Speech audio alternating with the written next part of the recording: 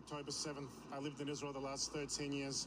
We came here only 2 weeks ago to work with the Jewish community, to fight anti-Semitism, to fight this bloodthirsty, ravaging hatred. That's why you're here. That interview immediately didn't sit right with me, so I AI searched this guy to find out who he is. This is Arsen Ostrovsky. He's a human rights lawyer and the CEO of the International Legal Forum. They're a NGO, Israel-based global coalition of lawyers that are combating anti-Semitism in the international legal arena. When I decided to look into him, I found a lot. He's basically just an Israeli mouthpiece and massive Zionist.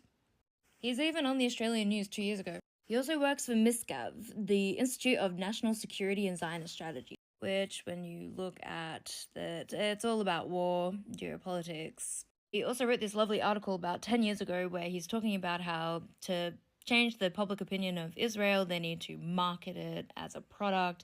And it even says, oh, you know, if you think of Australia, you think of beaches. I just found that interesting. And his work as the CEO of the ILF, they basically just defend the IDF and what's happening in Gaza.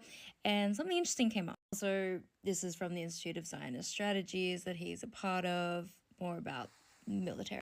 I was not overly surprised by this connection, but he is part of this legal dream team that was put together by the one and only Alan Dershowitz. And they are combating the international arrests for Benjamin Netanyahu's war crimes in Gaza. If you don't know Alan Dershowitz, he is the lawyer that got Jeffrey Epstein, his sweetheart plea deal.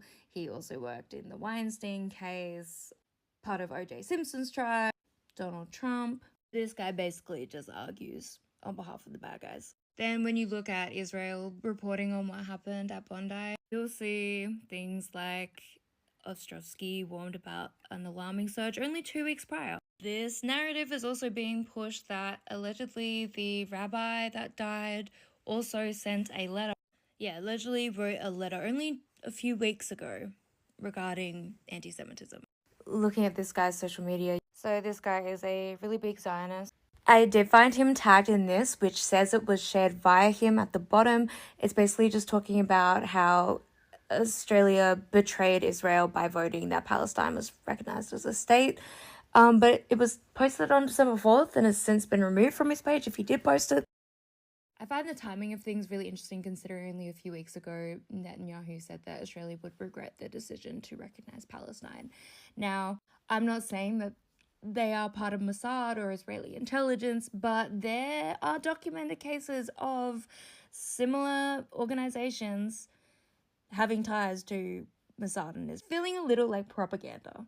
It's feeling a little bit like a psyop. For the last 13 years, we came here only 2 weeks ago to work with the Jewish community, to fight anti-Semitism, to fight this. I will say he did tweet that the accusation Jeffrey Epstein was working for Israeli Mossad intelligence categorically incorrect, but when you click on it, it's deleted. It does not exist. And that has kind of been proven true based off of the recent email leak.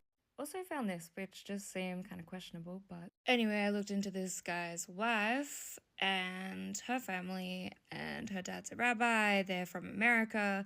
Her sister is part of the US Navy. Also not saying it's related, but former Mossad agent with the same last name.